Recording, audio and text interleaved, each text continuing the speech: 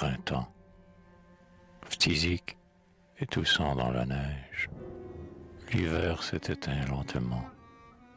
Le ciel pleurait pour le cortège, le jour de son enterrement.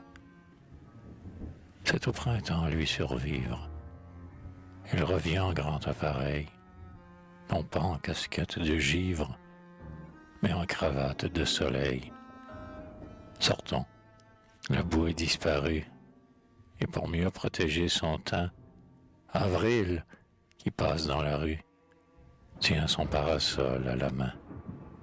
Et Mai, qui le suit par derrière, s'avance, le front découvert, une rose à la boutonnière, de son habit de velours vert.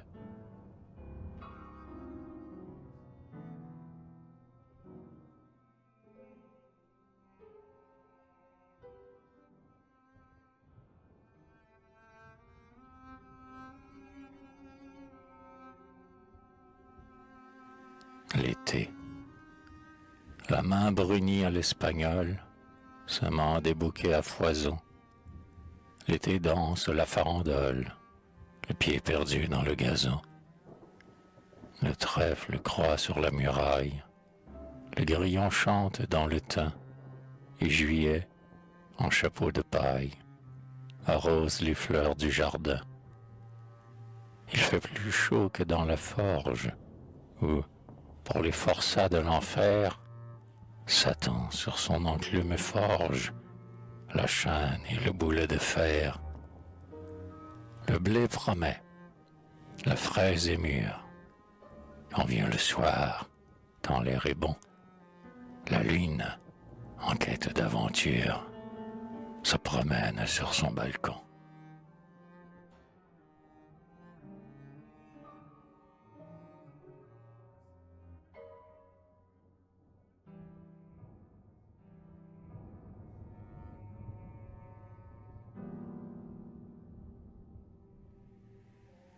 L'automne. Pendant que l'éternité joue, le temps, sur son vieux tapis vert, des saisons fait tourner la roue. Automne, été, printemps, hiver. Les nuits sont froides, l'on s'enrhume. Soir et matin, le ciel est noir. Les nuits sont froides, le toit fume. La boue encadre le trottoir. Le vent de la montagne pince, mais si les nids sont dépouillés, la girouette pleure et grince, tristement sur ses gonds rouillés. Les verrous sont blancs à nos portes. Déjà le froid, adieu l'été. Novembre est plein de feuilles mortes. Encore un soleil de compter.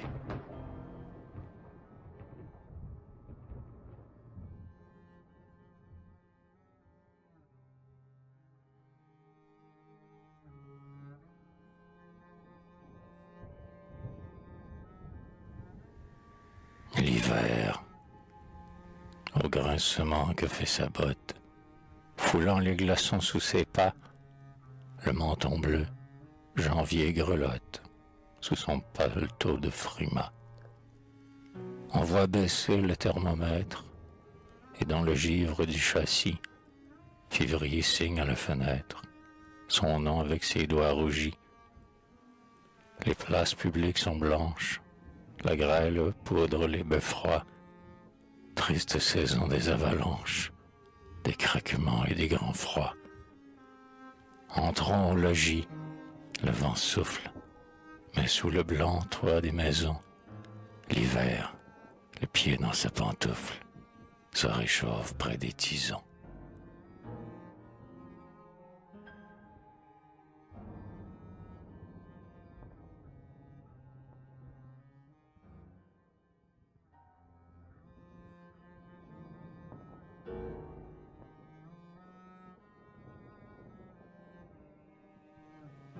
L'inconnu.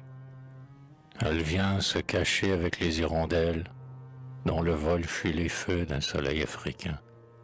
Tous les jours, en juillet, sous l'ombre des tonnelles, à midi, quand il fait trop chaud dans le jardin. Triste quand elle passe, elle revient joyeuse.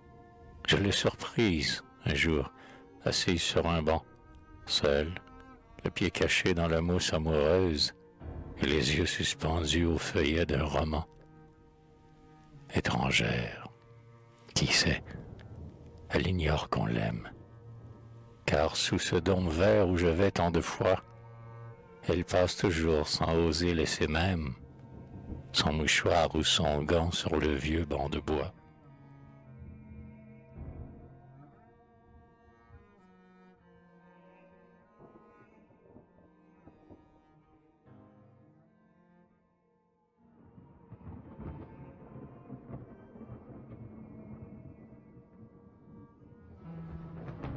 Au collège, il mourut en avril, à la fin du carême. C'était un garçon, un peu maigre et très blême, qui servait à la messe et chantait au salut. On en eût fait un prêtre, un jour, c'était le but. Du moins, on en parlait souvent au réfectoire. Il conservait le tiers de ses points en histoire et lisait couramment le grec et le latin. C'était lui qui sonnait le premier, le matin, la cloche du réveil en allant à l'église. Les trous de son habit laissaient voir sa chemise, qu'il prenait soin toujours de cacher au dortoir. On ne le voyait pas comme un autre au parloir, pas même les dimanches après le Saint-Office. Ce garçon n'avait point pour 2 sous de malice, seulement, à l'étude, il dormait sur son banc. Le maître descendait le réveiller, souvent, et le poussait longtemps, ce qui nous faisait rire. Sa main tremblait toujours quand il voulait écrire. Le soir, il lui venait du rouge sur les yeux. Les malins le bernaient et s'en moquaient entre eux. Alors, il préférait laisser dire et se taire. L'on n'aurait, j'en suis sûr, jamais su le mystère, si son voisin de lit n'eût avoué, sans bruit, qu'il toussait et crachait du sang toute la nuit.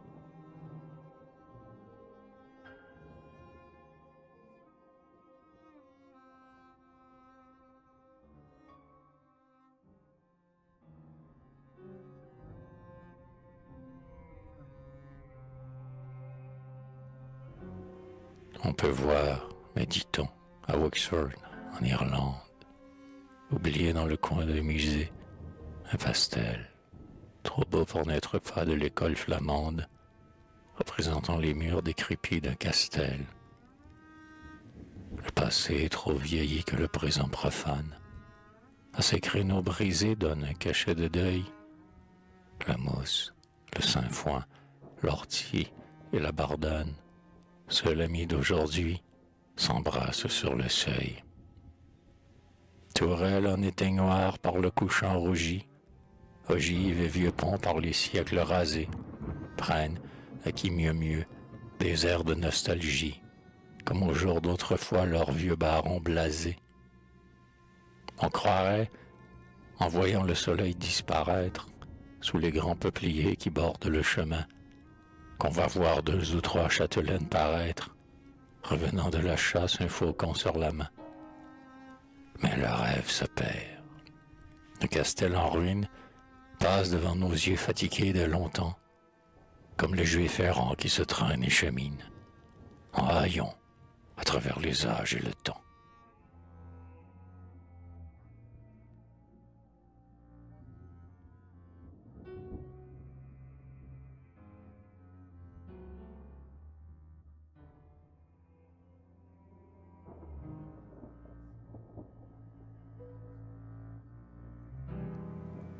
Les amoureux, cet amour réchauffé s'anime au feu de l'âtre.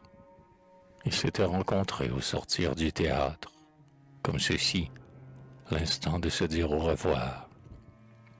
Et depuis, le dimanche et le mercredi soir, ces jours sont de rigueur, qu'il vente ou bien qu'il pleuve. Bien ganté, l'avocat va passer chez la veuve, quelques heures au moins, très régulièrement. S'aiment-ils? Oui, sans doute, ils s'aiment tendrement.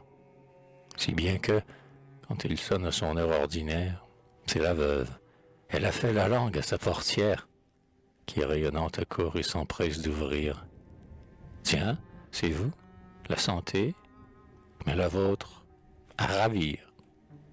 Et lui, le vieux garçon, timide et respectable, s'assoit un peu loin d'elle, en extase, à la table, où la veuve savoure un bol de chocolat. Et la soirée ainsi se passe, et l'avocat songe à son union qu'il dit être prochaine. Songe-t-il, cependant, qu'ils ont la cinquantaine?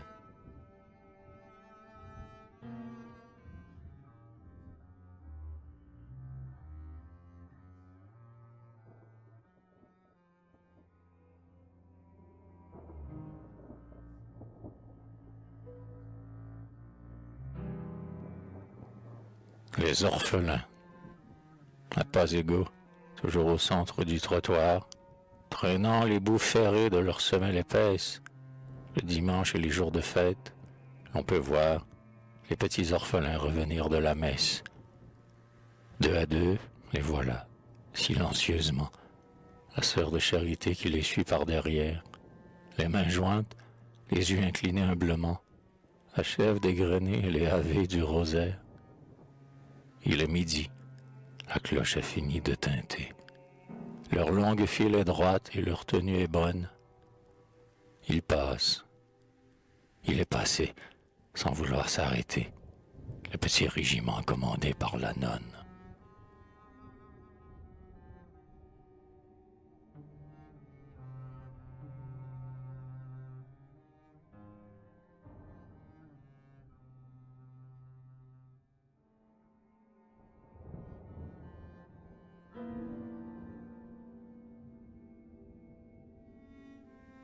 Fatalité.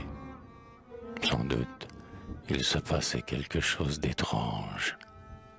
La chambre rayonnait comme un lit de mésange, et l'enfant pour le bal s'habillait. Pas un bruit, au dedans, au dehors, l'ouragan dans la nuit. Que tout semblait joyeux dans ce boudoir de vierge. Les gants blancs souriaient à la jupe de serge, et la jupe épiait le soulier de satin. C'était de doux parfums, un sourire enfantin, des reflets que lançait la belle robe verte. Moi, je vis tout cela par la porte entr'ouverte, et j'écoutais, pensif, le gros vent qui soufflait, car la nuit était dure et janvier qui hurlait dans la rue avait l'air d'exciter la tempête. Mais l'enfant, cependant, mit des fleurs sur sa tête, chaussa ses petits pieds, puis murmura: c'est bien. Pour me faire jolie, il ne manque plus rien. Maintenant, pour le bal, me voilà toute prête.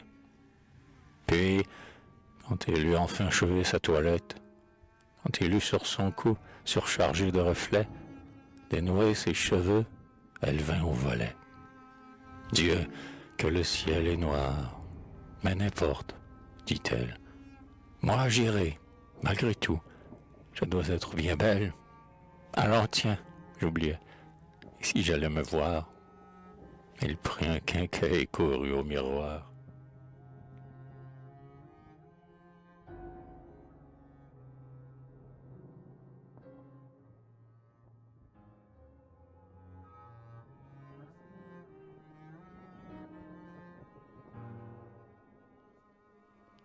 Le tableau. Dans le salon, parmi les portraits de famille, pensif et suspendu par des clous d'or au mur, aux lueurs que projette un brasier qui pétille, regardez ce tableau dans ce beau clair-obscur. L'artiste a voulu peindre une sainte mourante, à genoux sur son lit priant, les pieds nus, les mains jointes, la lèvre ouverte et suppliante, et levant vers le ciel ses beaux yeux ingénus. Ô sainte convertie, ô ma belle malade, comme ta pauvre sœur Madeleine au désert, entr'ouvre encore tes lèvres de grenade. Ton âme va sortir et le ciel est ouvert.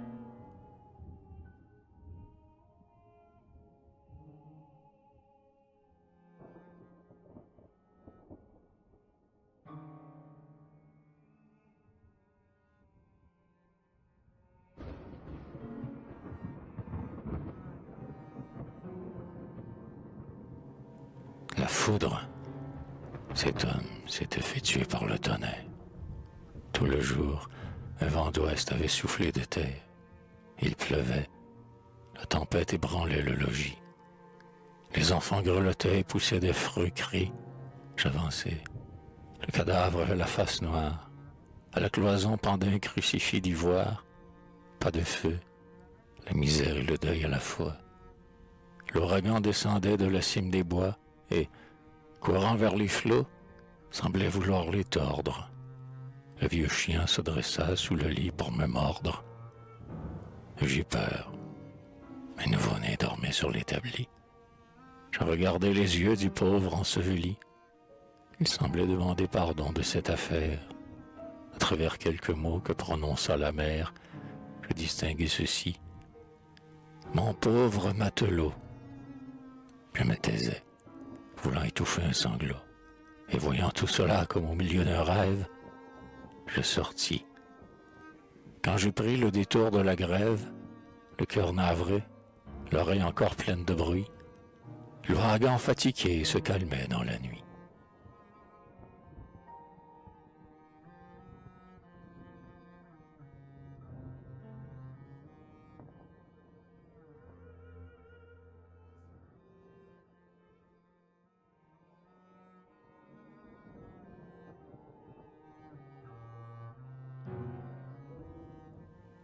Promenade.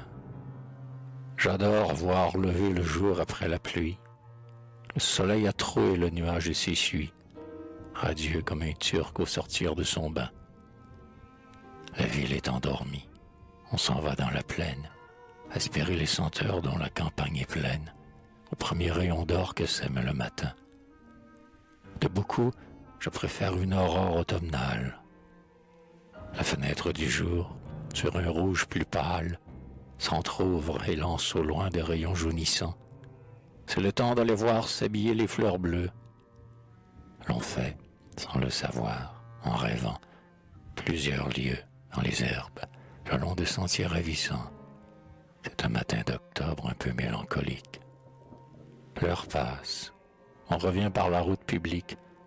Le soleil est plus haut. Le vent s'est réchauffé. Les pivers ne sont plus dans la forêt rougeâtre. Et l'on songe, en marchant, au fauteuil près de l'âtre, qui s'ennuie, et surtout à son bol de café.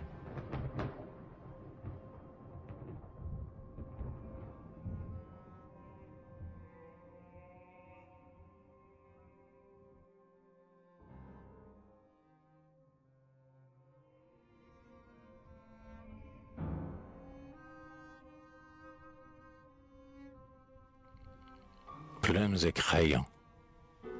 Ils sont seuls.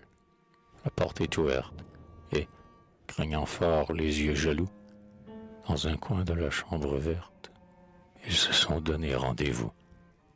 La belle-mère est déhautée. Quand sera-t-elle à son retour? L'occasion s'est présentée d'échanger un billet d'amour. On entend sonner la pendule et soudain, dans le corridor, le chant d'un long baiser circule avec le son qui vibre encore. Personne ne monte la garde, comme l'archange au paradis. Mais, moi, j'en sais un qui regarde par l'embrasure du châssis.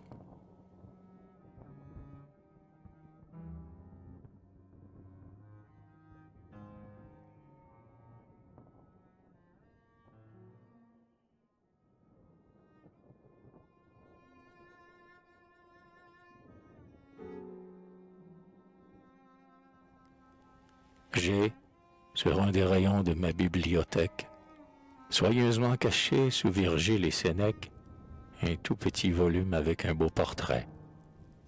C'est un charmant cadeau qu'un vieil ami m'a fait, en me pressant la main à son retour de France. Je le garde avec soin, ce volume. En silence, je l'ai lu bien souvent cet été, sous un if.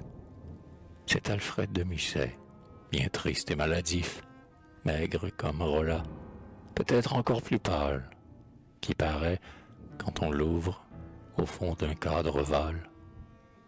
Son portrait est bien fait, son livre aussi. Voilà, le capitaine Frank, Mardoche et Namouna. J'en raffole, mais la nuit, s'il advient que j'y songe, je m'endors et je vois Don Père dans un songe.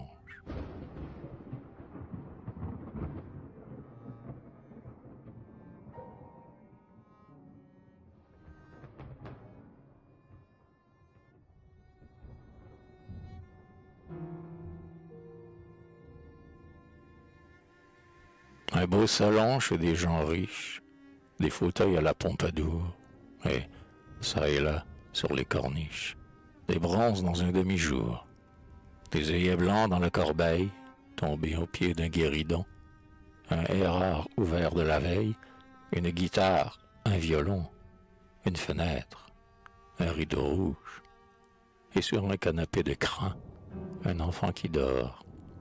Rien ne bouge. Il est 10 heures du matin.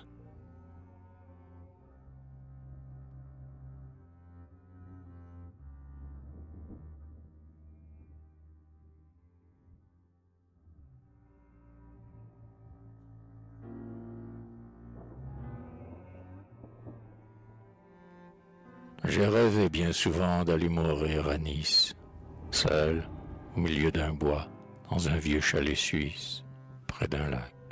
Mais surtout, j'ai souhaité d'avoir un marquisat bien riche avec un beau manoir. Ou plutôt un castel bâti sous Charlemagne. J'aurais bien voulu vivre autrefois en Champagne, du temps de Louis XV et de la Pompadour. L'été dans mon domaine et l'hiver à la cour. J'aurais servi mon roi, le peuple et la noblesse. Au souper clandestin du baron de Gonesse. Plus tard, le bel m'aurait fait voir la du Barry. Partout, dans mon castel, au château de Marly, même au Grand Trianon, au pied d'une marquise, j'aurais relu Rousseau, la nouvelle Héloïse.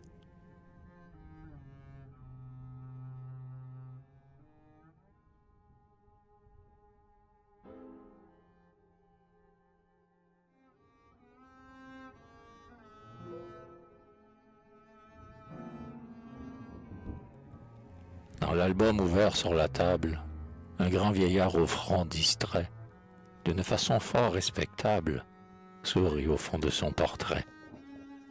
C'était un entour de goguette, mort au Mexique à 60 ans, mais sous-officier en retraite, qui fut bandit pendant longtemps. Ce vieillard est toute une étude. Le regarde-t-on fixement, on reste avec la certitude que ses yeux roulent dans du sang.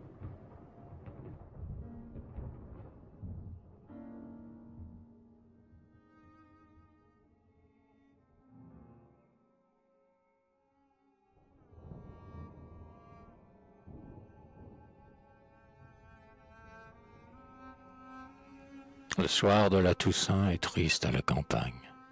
Le voisin est entré, mais quelqu'un l'accompagne. C'est le curé. La neige a mouillé son rabat. Son vieux feutre, on le met sur le pied du grabat.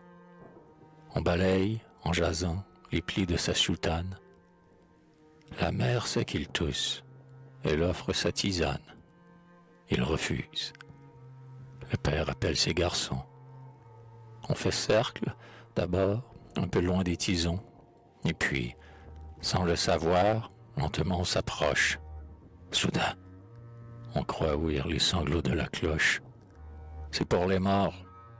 On met les enfants à genoux. La grand-mère, aussitôt, va tirer les verrous. Et le vieux curé fait, afin que l'on médite, le signe de la croix avec de l'eau bénite.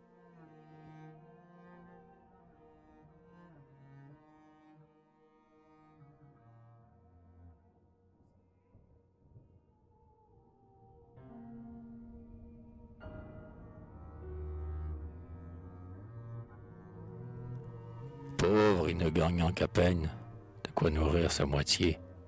Mon voisin, que rien ne gêne, ce matin s'est marié. Assez de bruit à ses noces pour rendre un riche jaloux. J'ai vu partir les carrosses et revenir les époux. Et pensif, à ma fenêtre, qui illuminait le matin, j'ai songé qu'un jour, peut-être, leurs enfants mourront de faim.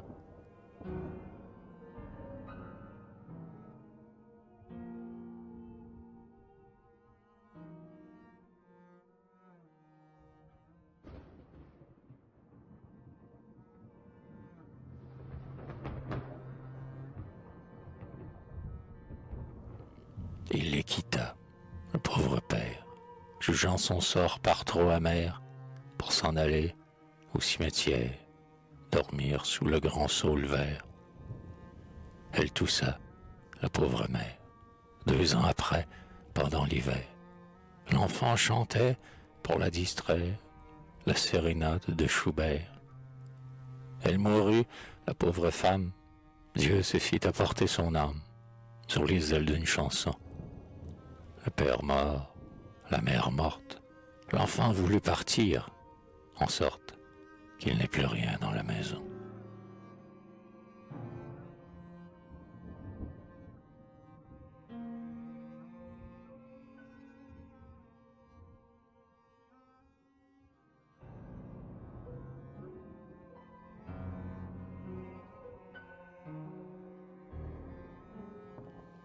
Mon ami Rodolphe, alors que je logeais, bien humble pensionnaire, au numéro 23 de ce quartier ancien, j'eus longtemps, grâce au ciel moins qu'au propriétaire, pour voisin de mansarde, un drôle de voisin. Le garçon dont je parle était un grand phtisique, qui, pour les sottes gens et les gens prévenus, passait, mal à propos, pour un être excentrique, ayant rapport avec les archanges cornus. Mon pauvre ami Rodolphe avait pour habitude, il tenait le scalpel de Balzac dans sa main, de faire de lui-même un cabinet d'études. Tous ses yeux voyaient clair au fond du cœur humain. Il recevait chez lui, mais en robe de chambre, artistement couché dans son fauteuil mouvant. Le spleen le venait voir quelquefois en septembre, quand le ciel s'avisait de lui souffler du vent. Avait-il, mon voisin, quelque peine secrète? Ses amis là-dessus ne savaient que penser. Il vivait retiré comme un anachorète, retenant bien son cœur pour ne pas le blesser. Oui, mon ami Rodolphe était un grand problème. Le dernier jour de l'an, est-ce un rêve assez noir? Il fermerait bien sa porte et se jetait tout blême dans son fauteuil gothique en face d'un miroir. Pendant 1 heure entière, il restait immobile, promenant çà et là son grand regard distrait. Mais quand minuit sonnait au clocher de la ville, plus pâle que jamais, Rodolphe se levait. Sa lampe ne donnait qu'une faible lumière. Son chat dormait dans l'ombre en rond sur son divan. Alors, plus pâle encore, il soulevait son verre et portait dans la nuit un toast au nouvel an. Shakespeare en eût fait quelque chose d'étrange. Les bigots du quartier en faisaient un démon. Était-il un démon? Passait-il pour un ange? Pour moi qui l'ai connu, je vous dirai que non. Nous étions 4 amis. Rodolphe était des nôtres. S'il vécut à la hâte, il mourut sans souci. C'était un franc garçon. Son cœur était aux autres. Les vieux qui l'ont soigné vous le diront aussi. J'ai revu ces gens-là. La vieille était contente. C'était un jour vêtu d'azur et de soleil. Le vieux m'a fredonné, car le bonhomme chante, l'air que mon pauvre ami chantait à son réveil. Le chat est mort, je crois, sur le lit de son maître.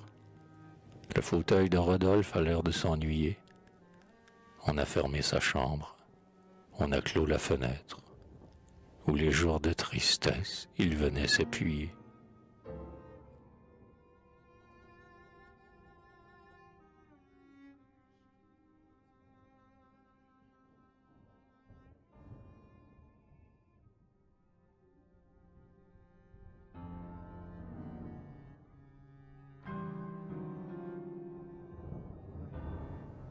Entre nous, n'en déplaise, madame, à la mode nouvelle, l'action que je crois la meilleure est bien celle, non d'avoir des rubans et des fleurs, non d'avoir des parfums de Lubin embaumant son boudoir, mais de faire, entre nous, ce que fait cette femme, qui n'est pas riche et qui met sa bourse et son âme au service de ceux qui vont par le chemin, frapper de porte en porte et demander du pain.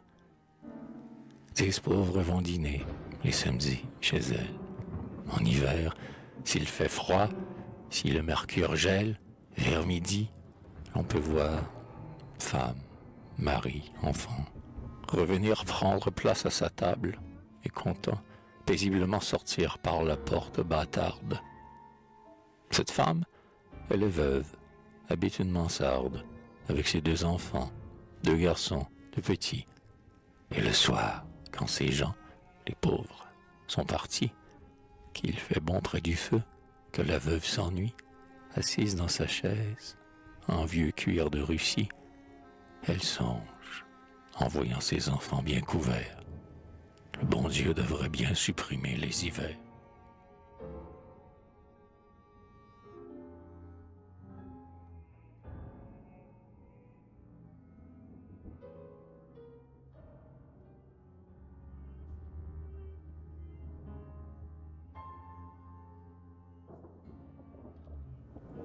L'opticien.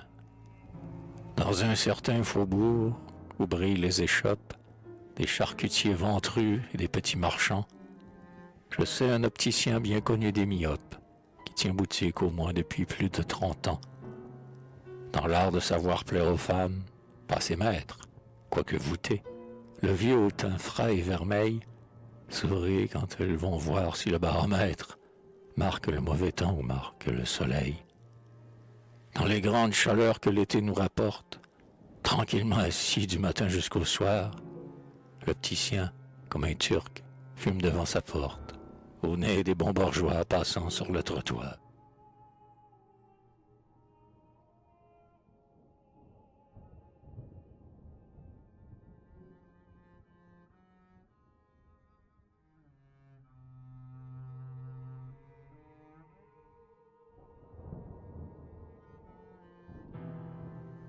Bleuette. Au cri aigu de la bourrasque, pleurant les notes de hautbois, tout frileux, l'hiver met son casque et ses mitaines de chamois. Près de Vénus qui la regarde, au sortir de son lit blafard, la lune au ciel monte la garde, en châle et fichu de brouillard. Janvier, par ce temps de Norvège, par ses 28 degrés de froid, tremble dans son berceau de neige que le frimas suspend au toit. Nuit de frissons, le givre colle sur le vitrage des falots, dont la lumière souple et molle danse au chant joyeux des grelots. Ici, c'est froid. Dehors, c'est pire. Le piéton va rêvant du feu, tandis que le brasier se mire dans le miroir du salon bleu. Sur leur socle, les statuettes, le col tendu vers les portraits, entr'ouvrant leurs lèvres muettes, semblent se faire des souhaits. C'est que dans l'ombre, au vestibule, le temps revient poser sans bruit les aiguilles de la pendule sur le point qui chante minuit, et le nouvel an qui dénoue les grands mêlés de son manchon entre, bat des pieds et secoue la neige de son capuchon. L'instant même a rompu la chaîne. Nous assistons, touchant à Dieu, au départ du convoi qui traîne bien des douleurs vers le bon Dieu. L'avenir en tunique d'ombre, le front rêveur et l'œil glacé, pousse de son pied lent qui sombre dans les abîmes du passé. Mais qu'importe que minuit fasse, sur les mailles encore agitées, changer les aiguilles de place par le doigt de l'éternité. Sourions, ayons l'air moins pâle, et dites-moi, si vous voulez, madame, au bruit du vent qui râle, une ode à nos ans écoulés.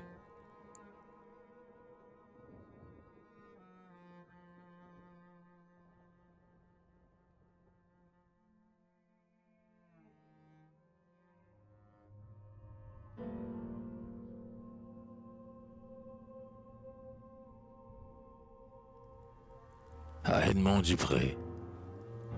Dans nos grands froids d'hiver, Edmond, lorsque la neige crie et grince le soir sous les pieds des passants, quand décembre grelotte ou que janvier assiège comme un soldat le fort tes verrous blanchissants, que de fois, sous ce toit où l'amitié fidèle offre, malgré le temps, un abri pour mon cœur, ne suis-je pas venu, morne, traînant de l'aile, dérober un moment de calme et de bonheur, que de fois, dans ces nuits, nuits de vague tristesse, où l'on sent sur son front peser le doigt de Dieu, n'ai-je pas recousu mes lambeaux de jeunesse, assis à tes côtés, à la clarté du feu?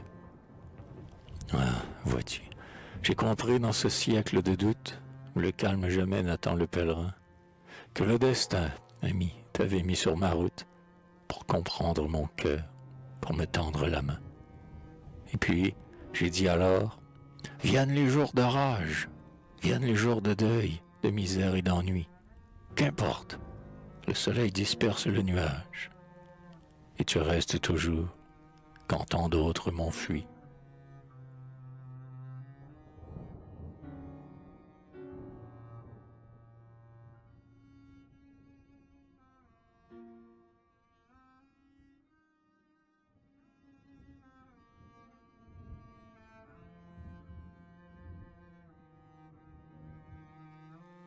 Premier de l'an. Aujourd'hui, premier jour d'une nouvelle année, ma voisine est venue, en voisine bien née, avec sa fille Hortense et son garçon Thomas. Timidement, sachant que je ne sortais pas, me faire des soins et me rendre visite. Sur un signe que fit la mère à la petite, l'enfant vint, en entrant, s'asseoir sur mes genoux, et, posant sur mon front un baiser des plus doux, retenant longuement mes deux mains dans les siennes. « Mon voisin, me dit-elle, il faudra que tu viennes. Nous dînerons ensemble aujourd'hui. » Quel bonheur! Je ne sais pas pourquoi, je restai tout rêveur, sans parler. Mais après un moment de silence, « Oui, j'irai, » répondis-je à la petite Hortense, qui sortit, me donnant un baiser amical. Pauvre Jean! J'oublierai que j'ai dîné fort mal.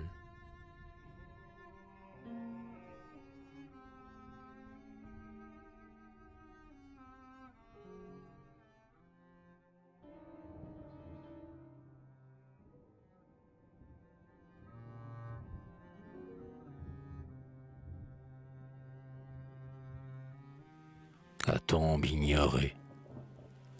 Quelque part, je sais où, près d'un saule qui pousse, ignoré du soleil quand le printemps sourit, un tombeau que quelqu'un a cherché dans la mousse, laisse voir sur sa croix que nul nom n'est inscrit. Personne que je sache, à genoux sur la pierre, n'est venu. Vers le soir, il prie en pleurant. Mais un ange descend sans doute avec mystère dans ce lieu, quand le jour s'abat triste et mourant. Les fleurs n'y vivent pas, et la mort ne recueille, pour moisson, que le foin oublié du faucheur.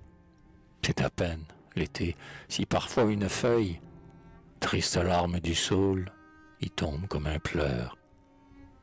Je suis allé revoir cette tombe ignorée, et seul, quand j'ai voulu retrouver le chemin, quelqu'un était debout, en défendant l'entrée. C'était l'oubli, pensif, et le front dans la main.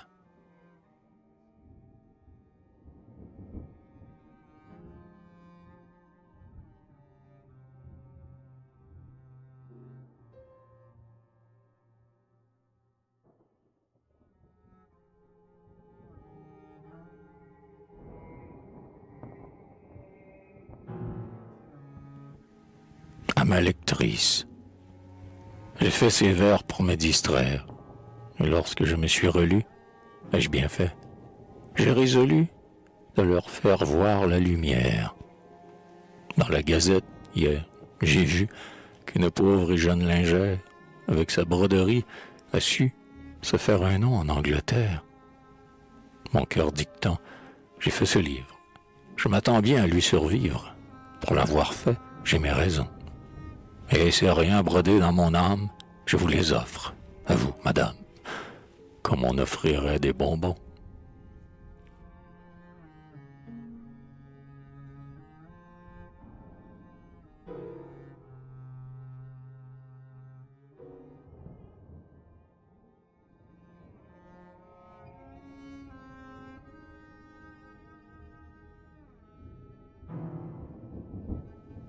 En revenant des eaux. Je revenais des eaux l'an dernier, en automne. J'étais un peu souffrant, si ma mémoire est bonne. Vous savez ce que c'est qu'un voyage en vapeur. La nausée est en jeu quand la mer est houleuse. Le bambin est maussade et la bonne grogneuse. Si le roulis survient, votre voisine a peur.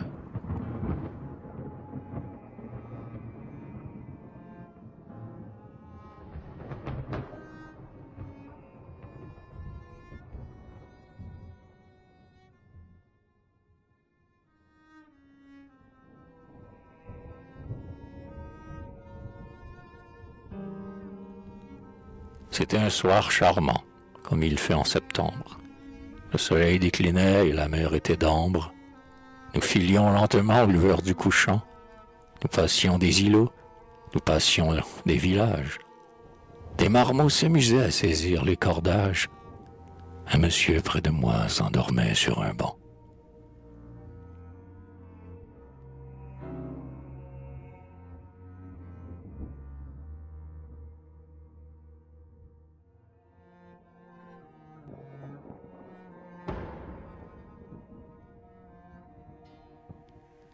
Il faisait sur le pont une chaleur extrême. À rêver limonade et gâteaux à la crème. À ma gauche, une enfant feuilletait un roman. Chapeau tyrolien et simple polonaise. Mon voisin prétendait que c'était une Anglaise. À sa droite, un vieillard lui parlait gravement.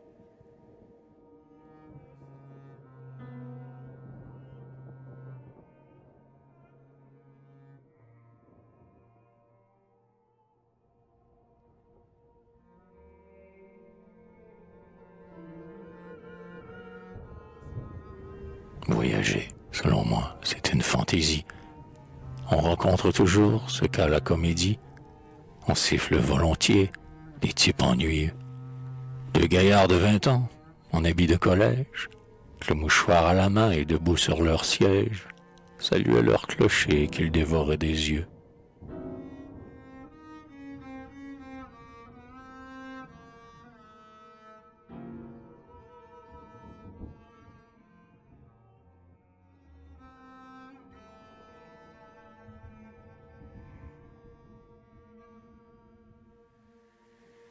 Un mari très jaloux bâillait en embuscade.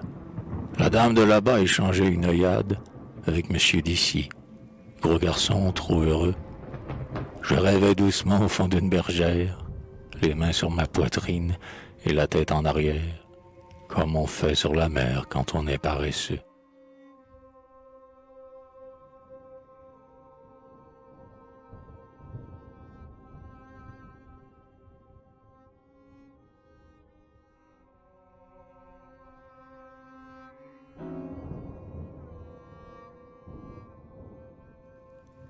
Ajoutez à cela que j'avais la migraine, la fatigue du bal, les bains de la semaine, me donnaient tout l'aplomb d'un courtier haut classé. Moins les écus sonnants et les billets de banque, les mots sont bien trouvés, si la chose me manque. Un peu de bon vouloir et le tout y passé.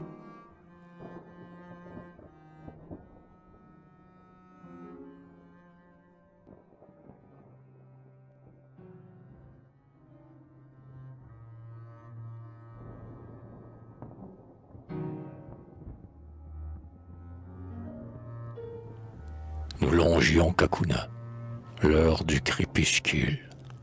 Le voyage assommant devenait ridicule. Quelqu'un s'était assis 2 fois sur mon chapeau. J'en étais à fixer la jolie étrangère, l'enfant aux blonds cheveux qu'on disait d'Angleterre, qui lisait un roman dont j'ai parlé plus haut.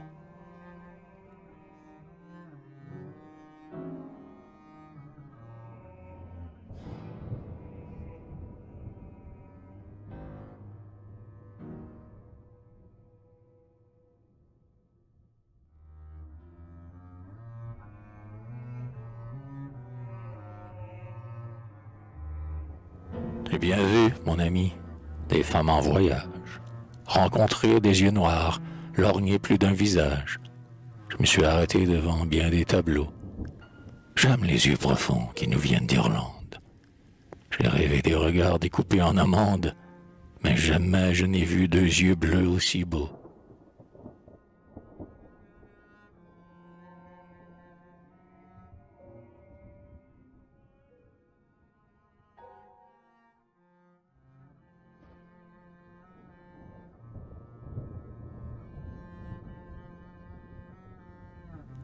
Il semblait s'endormir dans les cils d'une blonde, une enfant de 15 ans, la plus belle du monde, poitrinaire peut-être, un front de chérubin. Un vieillard, je l'ai dit, se tenait auprès d'elle. Le vieillard était laid, mais l'enfant était belle. L'enfant m'intéressait. Ce que vous pensez bien.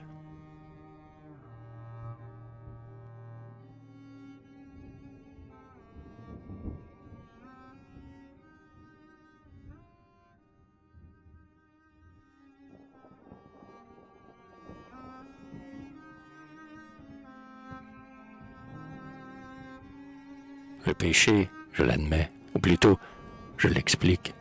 J'adore un œil battu, voilé, mélancolique. Né sous le ciel de Londres un matin de brouillard, j'aurais tenté, je crois, un moyen inutile.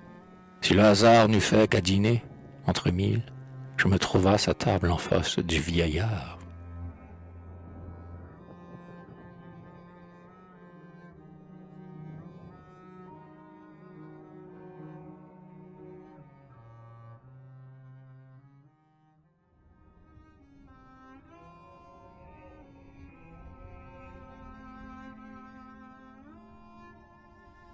C'était un pas de fait, moi qui rêvais conquête. Et pourtant, je restais les yeux sur mon assiette, honteux comme un enfant qu'on vient de quereller. 10 fois je voulus boire, et mon verre était vide. De distrait que j'étais, je devenais stupide. Le moyen d'en sortir, c'était de lui parler.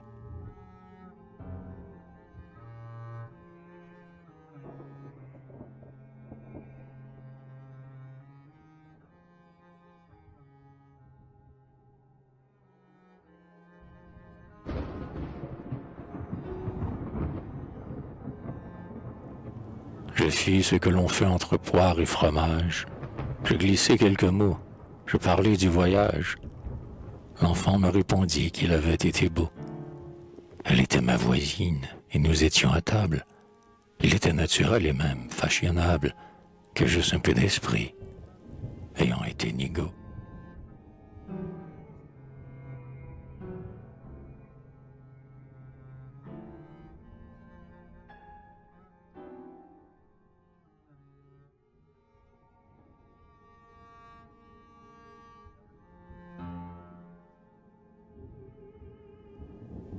On me fut sympathique, et, me faut-il l'admettre, je fus assez discret, pas trop bavard peut-être, galant jusqu'à l'excès.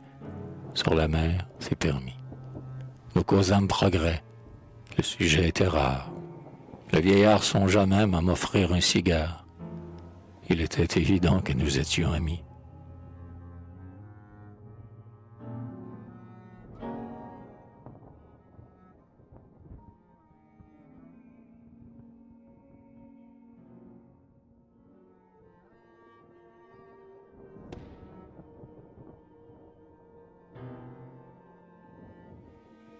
La gaieté me gagnait lorsqu'on tira la nappe.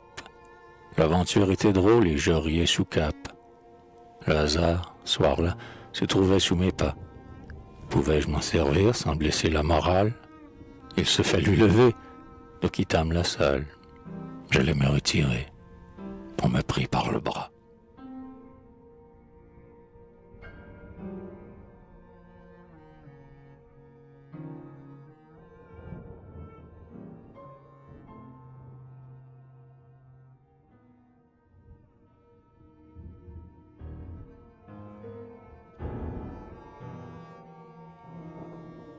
Nous vînmes sur le pont. Le temps changeait de note. Les dames s'en allaient ou mettaient leurs capotes. Le vent soufflait du nord et le fleuve était noir. Il faisait plus que nuit. Tout présageait l'orage. Des cris joyeux d'enfants nous venaient du rivage. Tout naturellement, nous devions nous asseoir.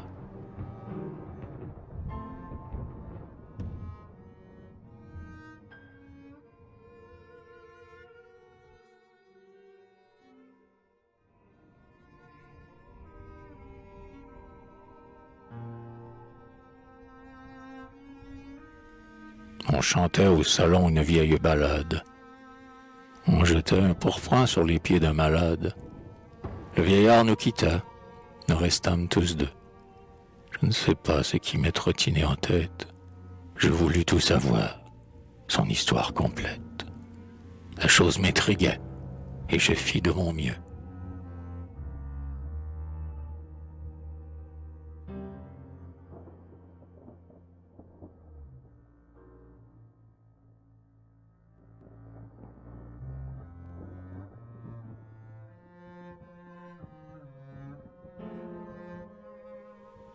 Son histoire était simple et je l'appris sans peine. Son père était anglais, sa mère américaine, et tous deux étaient morts dans un pays lointain. Son oncle, le vieillard, l'aimait à la folie. Le monde était son bien et la mer sa patrie. Si le reste existait, elle n'en savait rien.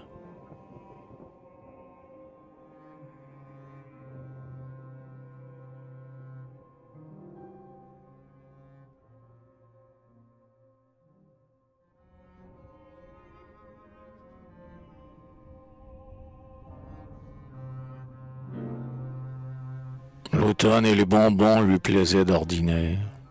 Elle avait vu la France, entrevu l'Angleterre, parcouru l'Italie et passé le Volga. Le pays lui semblait très habitable, en somme. Aux eaux, elle avait fait le désespoir d'un homme. C'est permis, disait-elle, et le mal n'est pas là.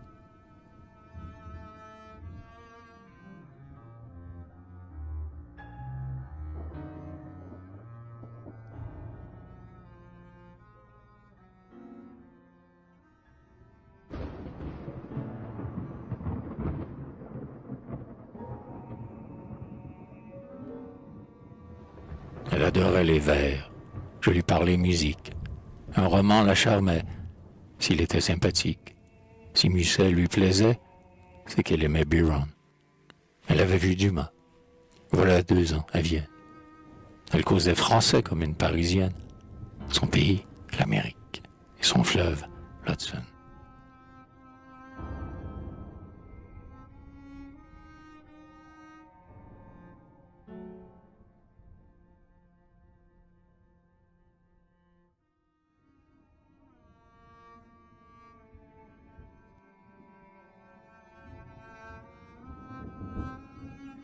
Vous souvient-il encore, mon ami, d'une actrice qui l'an dernier, je crois, nous faisait la malice de charmer tout Québec en lui disant des vers?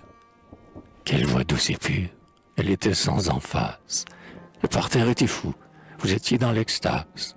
Je faillis malgré vous applaudir de travers.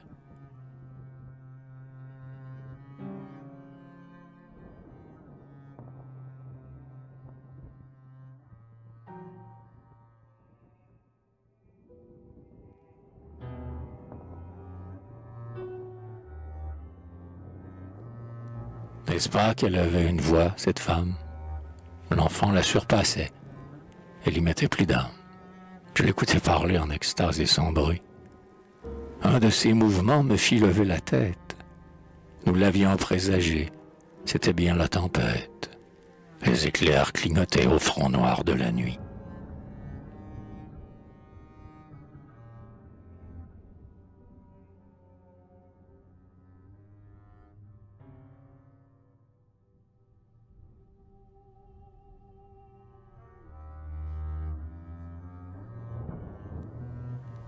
Le capitaine allait marchant sur la dunette.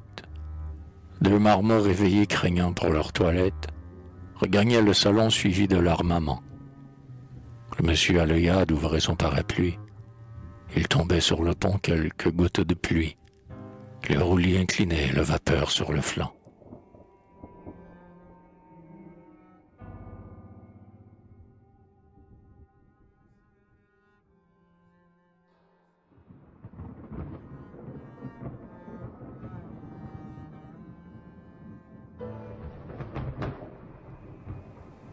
Tout ceci se faisait en moins d'1 seconde. Je voulus me lever. La nuit était profonde. J'entendis une voix qui me dit « Restons là ». C'était la voix d'un ange à travers la rafale. J'avais mon paletot. Elle endossa son châle. Nous n'eûmes que le temps de penser à cela.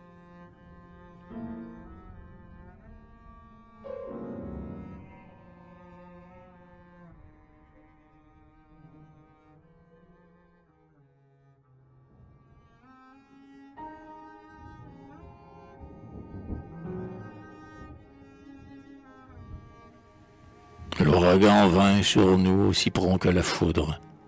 Je ruisselais de pluie. Il fallait me résoudre à rester auprès d'elle, appuyé sur le mât. Les pilotes hésitaient et songeaient dans la brume. Nos fauteuils chancelaient. Le fleuve était d'écume. Il fut même un moment où le vapeur craqua.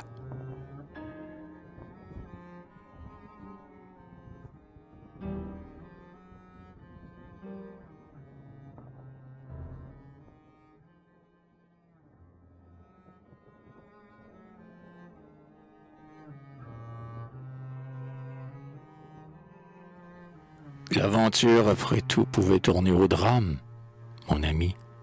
Nous roulions ballottés par la lame. Elle était près de moi. Le pont était désert. Je me sentais heureux. Je voulais le lui dire. C'étaient des cris joyeux, de francs éclats de rire, que nous lancions parfois, des défis à la mer.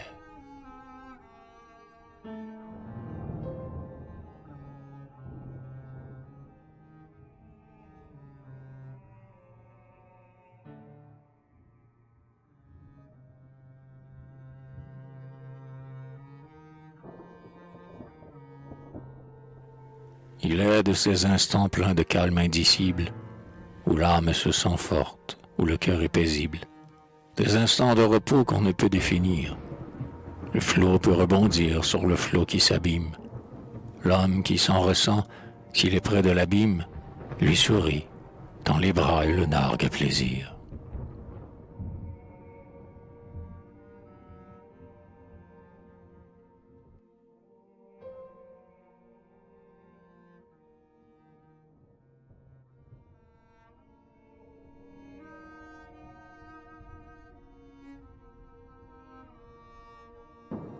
Nous restâmes, je crois, une heure entière, causant dans la tempête et riant du tonnerre. Le vapeur incliné reprenait son aplomb. L'Orient aux éclairs refermait sa fenêtre. À travers le brouillard, la lune allait paraître. La pluie avait cessé. Nous quittâmes le pont.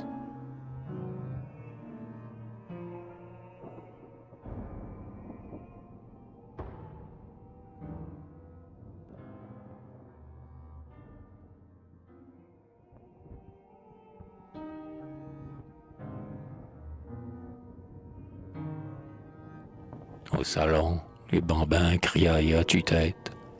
Le vieil oncle attendait en lisant la gazette. Mon paletot pleurait l'orage de la nuit. Il fallait le quitter ainsi que ma bottine. Je ne fus qu'un instant au fond de ma cabine. Je revins au salon, mais tous deux avaient fui.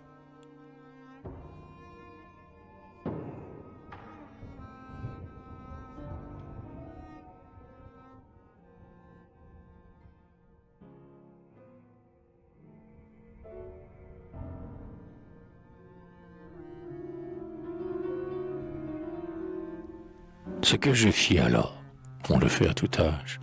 Je courus sur le pont, je rappelai l'orage. Je murmurai son nom, je ne sais plus pourquoi. La nuit, je la passai sans fermer ma paupière. Nous étions à Québec quand survint la lumière. Il me fallut descendre et sortir malgré moi.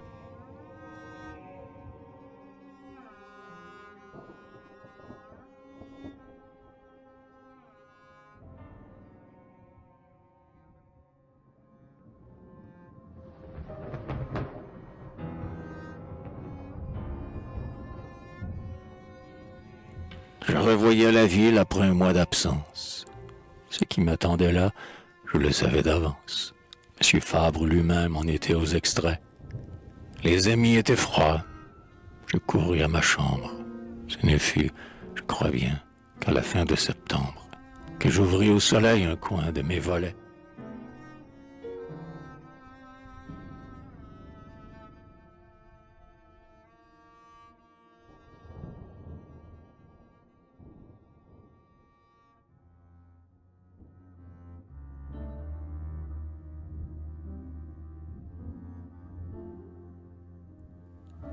Jamais je n'ai revu, mon ami, l'étrangère. Le mois dernier, pourtant, du centre d'un parterre, un soir, quand chantait fou, j'ai cru l'apercevoir. J'ai mis dans son étui le bout de ma lorgnette, traversé la salle et quitté l'opérette, ne voulant pas flotter un rêve sans espoir.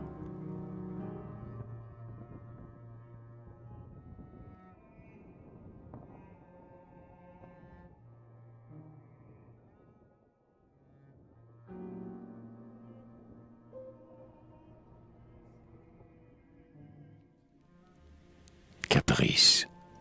Quand tu verras ma bière close, quand il sera temps de choisir, mets seulement ta robe rose, si tu veux me faire plaisir. Point de bijoux, point de couronne. Comme ce soir, si tu le veux, laisse chanter le vent d'automne dans les tresses de tes cheveux. Point de parfum pour mieux me plaire, point de noir autour de ton œil, caprice qui pourrait me faire tressaillir au fond du cercueil. Mais offre mon cœur à la Vierge, sans noyer de pleurs mon tombeau. Tes larmes éteindraient le cierge et me laisseraient sans flambeau.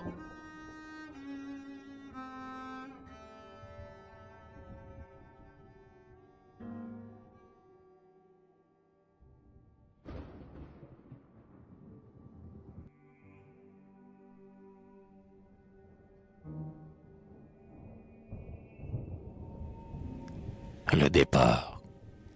Vous m'avez fait pleurer comme un enfant, madame, quand poussant de la main le châssis entr'ouvert, vous m'avez dit « Voyez, le printemps vous réclame. Nous devrons nous quitter si ce n'est plus l'hiver. » Mais j'étais accouru pour voir à la fenêtre, le cœur navré, craignant d'être dupe à mon tour. Mais la neige du parc venait de disparaître, et le soleil d'avril était à son retour. Il faisait, ce jour-là, le plus beau temps du monde, et quand votre poète eut relevé les yeux, il n'entrevit de vous que votre tête blonde, qui s'effaçait au loin sous vos rideaux soyeux. Vous me laissiez partir bien triste et solitaire, madame, et n'emportant de vous qu'un souvenir. C'était donc un adieu que vous veniez de faire. L'hiver avait donc fui pour ne plus revenir.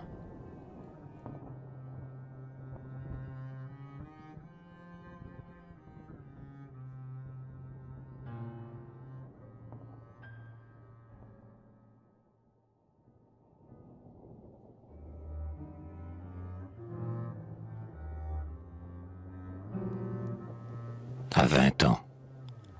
L'avoir connue au bal et s'être assis près d'elle, dans un coin, et l'avoir trouvée enfin bien belle, sans oser cependant regarder dans ses yeux, avoir longtemps senti l'odeur de ses cheveux, qui, tombés sur son cou, flottaient à l'aventure, l'avoir, après le bal, reconduite en voiture, sans parler, pour ne pas tomber à ses genoux.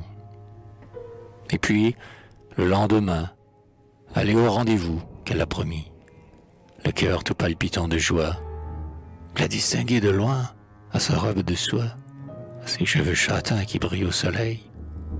On est au paradis dans un moment pareil.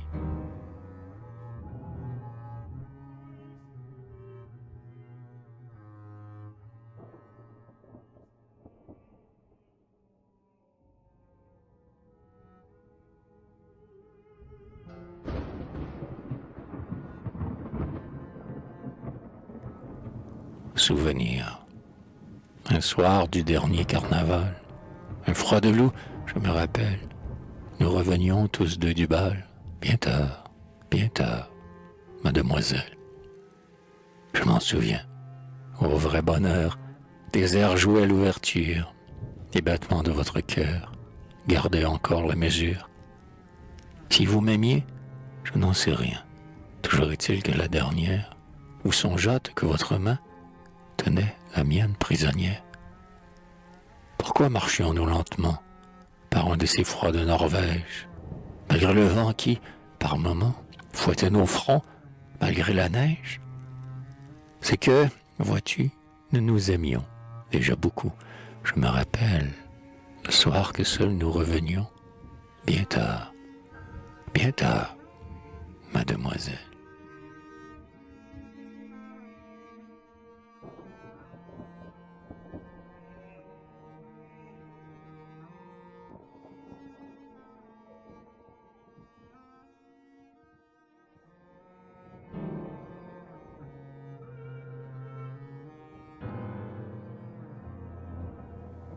Le rêve. J'ai fait, la nuit dernière, un rêve fort étrange, dont je ne me souviens encore qu'à demi. J'étais je ne sais où sur les rives du Gange. Le soir, fatigué, je m'étais endormi.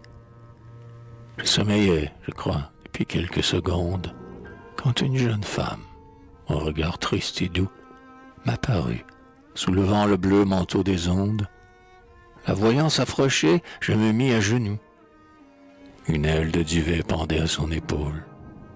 La sentant m'enlever, je restai stupéfait. Mais elle, dirigeant son essor vers le pôle, ne crains rien. Nous irons voir le monde parfait. Combien de temps dura ce voyage céleste? Je ne sais. Ce matin, quand je revins à moi, je pressais sur mon cœur. C'est tout ce qui me reste. Le remous toujours vert de l'arbre de la foi.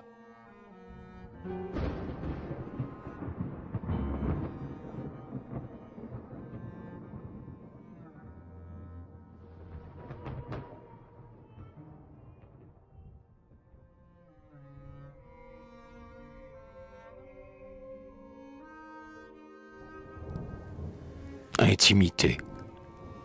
Adieu, madame, adieu. Dans son palais de neige, l'hiver au blanc frima que le soleil assiège, doucement s'est éteint sur son lit de glaçons.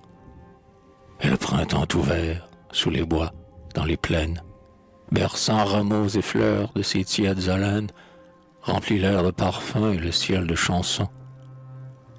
Adieu. Mais nous revient et sa senteur m'enivre. Je veux courir les champs, je veux me sentir vivre. La liberté pour moi, voyez-vous, c'est un bien. Je m'en irais joyeux, si je disais morose, qui sait si vous croiriez que vous êtes la cause de ce chagrin. Pour moi, vraiment, je n'en sais rien.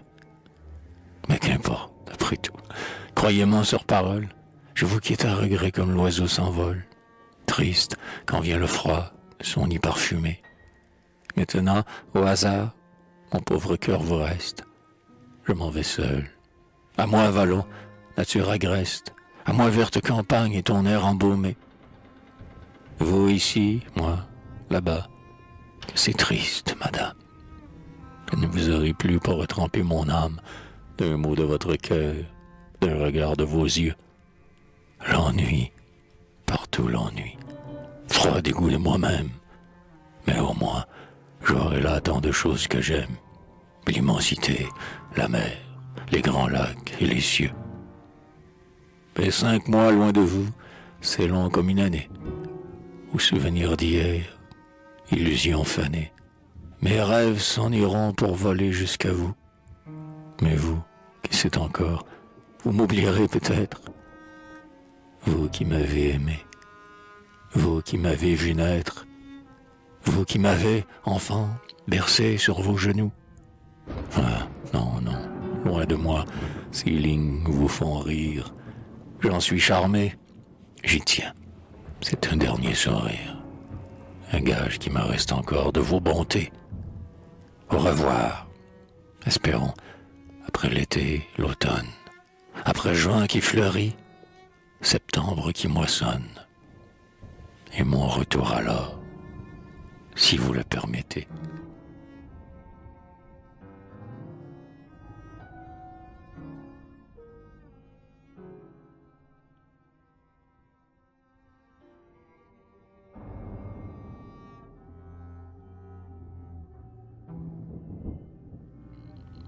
Le secret.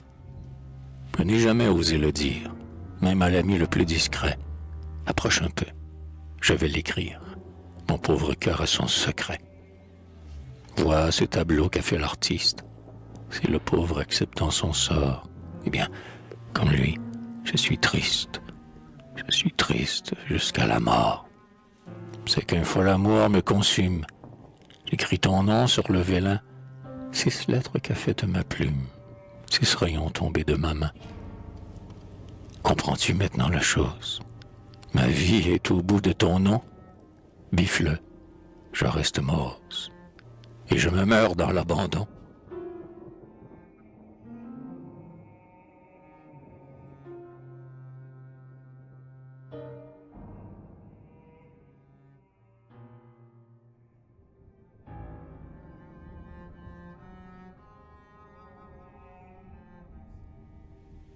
dernière nuit.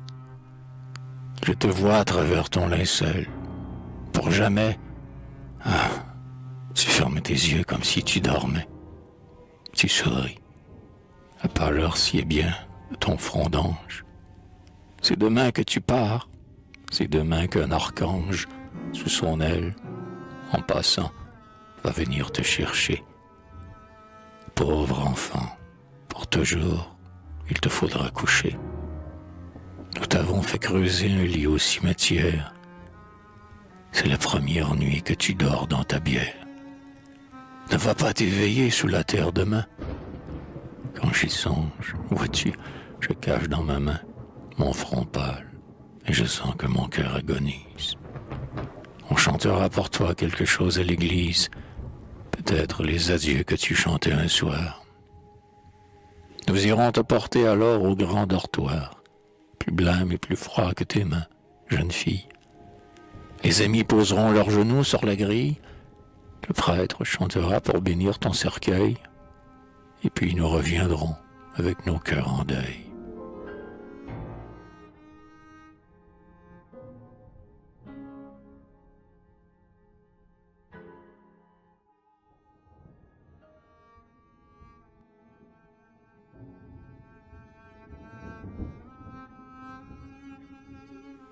Voyage. Dis, veux-tu t'en venir avec moi? Nous irons, n'importe où tu voudras, puisque la terre est ronde. Promène tes beaux doigts sur la carte du monde et cherche un paradis où nous nous aimerons.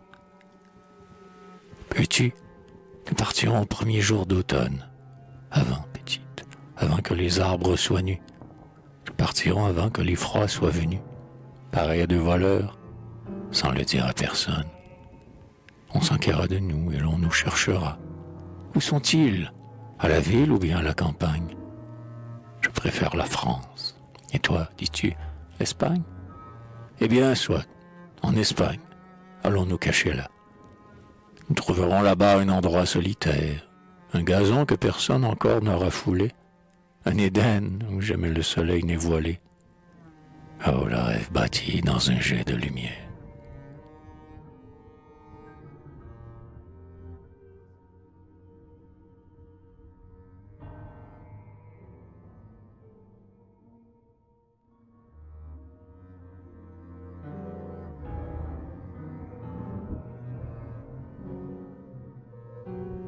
Ressemblance.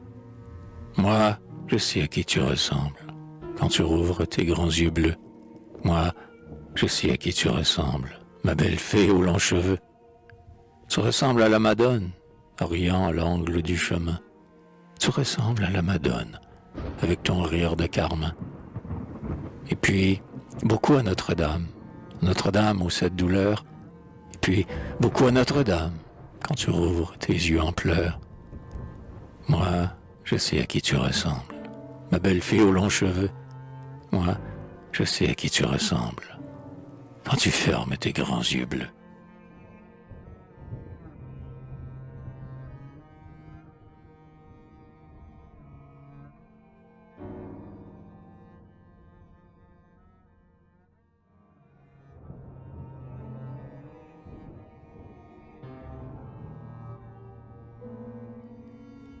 Trois sonnets. Le soir, quand on est seul à bailler, qu'on s'ennuie, de n'avoir rien à faire ou de n'être pas deux, quelqu'un frappe à la porte et la mélancolie se glisse dans la chambre à pas silencieux. Le passé reparaît, le présent s'oublie, la tête baissée et la main sur les yeux. On se rappelle encore comme elle était jolie, du temps au grand bambin, l'on était amoureux. La flamme du foyer soudain s'est ranimée. Si l'on fume, on dirait qu'à travers la fumée, un ange vient du ciel et nous prend dans ses bras. L'on voudrait remonter sur les ailes du rêve, loin, vers les régions où le soleil se lève. Mais la réalité survient qui ne veut pas.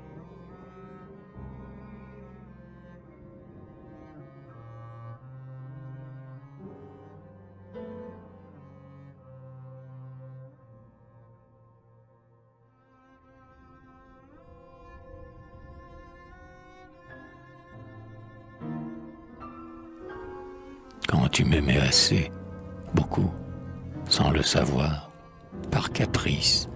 À 16 ans, peut-être un peu folle, je restais devant toi, dans un coin du boudoir, immobile, longtemps, sans dire une parole. Or, ceci te fâchait, mais j'accourais m'asseoir à tes pieds, sous les feux de ton œil de créole, pour le simple plaisir un instant de te voir, me faire la leçon comme un maître d'école. Tu rougissais, frappant le parquet du talon. Puis, c'était la bataille, c'était un sermon, mêlé de gros soupirs, de larmes de colère, de guerre lasse, enfin, il fallait t'apaiser. J'allais derrière toi, je volais un baiser. Méchante, tu courais en avertir ta mère.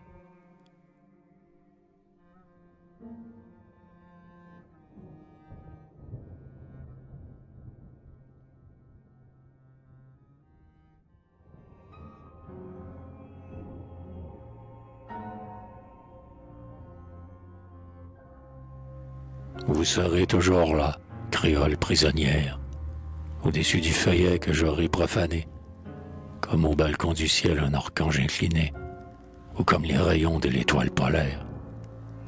Vous serez toujours là, penché avec mystère, promenant çà et là votre front étonné, sur ce sonnet qu'un soir ma main a crayonné, ayant, à votre insu, vos grands yeux pour lumière.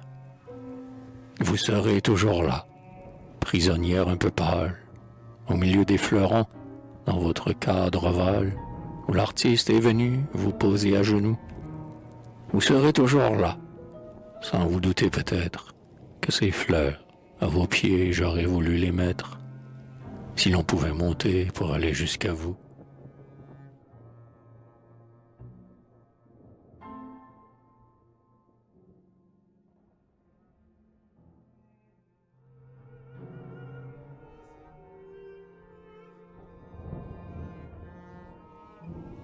Le rendez-vous. J'étais sorti, croyant la voir après la messe, comme il m'en avait d'ailleurs fait la promesse, en me quittant la veille au bas de l'escalier. Et j'allais respirant un parfum printanier qui me versait l'odeur du paradis dans l'âme, en songeant que j'allais rencontrer cette femme qui me faisait souffrir encore plus que jamais, pour ne plus lui cacher enfin que je l'aimais. Je ne l'entrevis point au sortir de l'église, pas un chapeau pareil au sien, ni robe grise. J'attendis vainement jusqu'au soleil couché. Je revins, cependant, sans paraître fâché, très lentement, les yeux levés, la tête haute. Mais j'ai battu mon chien en entrant. C'est sa faute.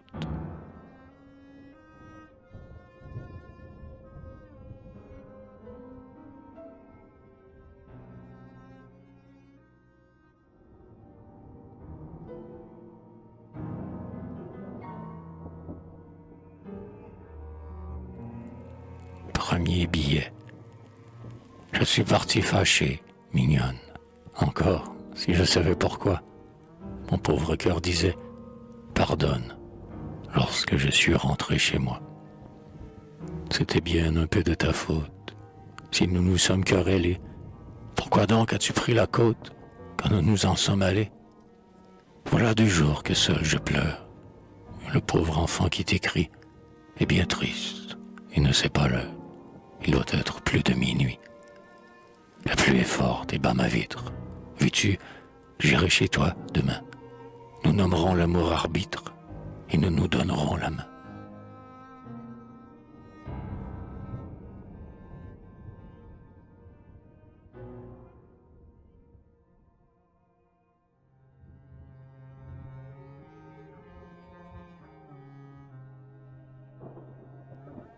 Gâteau de noces, contrat de mariage, ô jabot de notaire, tu sentiras trembler ton âme dans ta voix, quand, tes prénoms signés, ta lèvre, avec mystère, fera chanter ce oui sur un air de ton choix. Je n'aurai plus alors, pour assouvir ma rage, dans ce tombeau vivant où le sort m'aura pris, qu'à venir, ce jour-là, si j'en ai le courage, te porter le coffret que je t'avais promis, Je franchirai le seuil de ta chambre en extase, devant ta robe neuve au volant de satin, pour glisser sous les plis de ton voile de gaz le cadeau que la fièvre aura mis dans ma main. Ce sera le dernier d'une flamme mourante, et quand tu briseras ce coffret pour le voir, mon cœur, que ta lame aura blessé, méchante, tombera tout saignant de son papier en noir.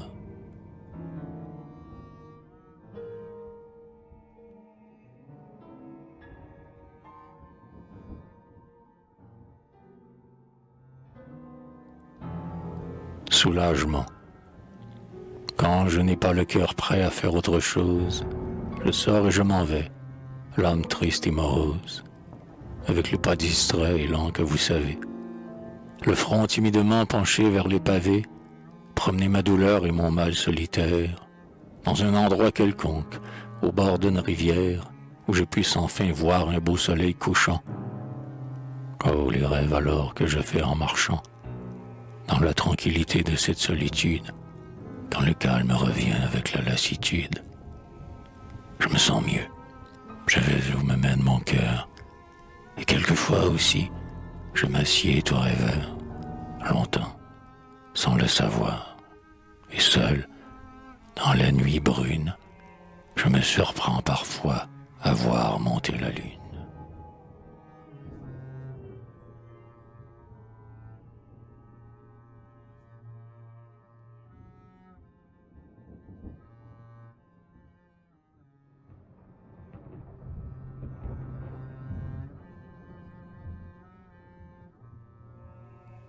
Obsèques, cloche, teintée dans le ciel terne, et pleurer sur mon triste sort. Les pavillons sont mis en berne, mon cœur est mort, mon cœur est mort.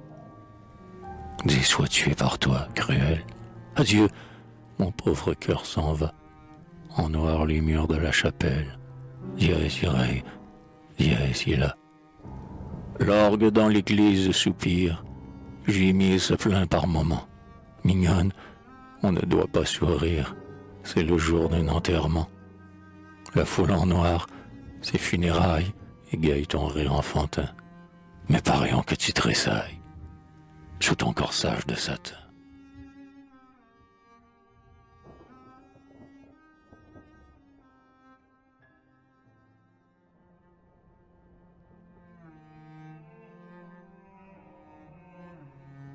Tristesse. Hier, je ne suis pas sorti de la journée. Je ne crois pas avoir encore cette année souffert du spleen anglais, comme j'en ai souffert. Aujourd'hui, moins fiévreux et voulant prendre l'air, je suis allé rêver seul à la promenade. Et je suis revenu triste comme un malade qui s'en vient le progrès rongeur que fait son mal. En entrant, j'ai voulu parcourir mon journal, écrire quelques vers joyeux pour me distraire, mais ma douleur était trop forte, et j'ai dû faire bien des pas dans ma chambre en y pensant toujours. C'est que tu ne m'as pas écrit depuis 3 jours.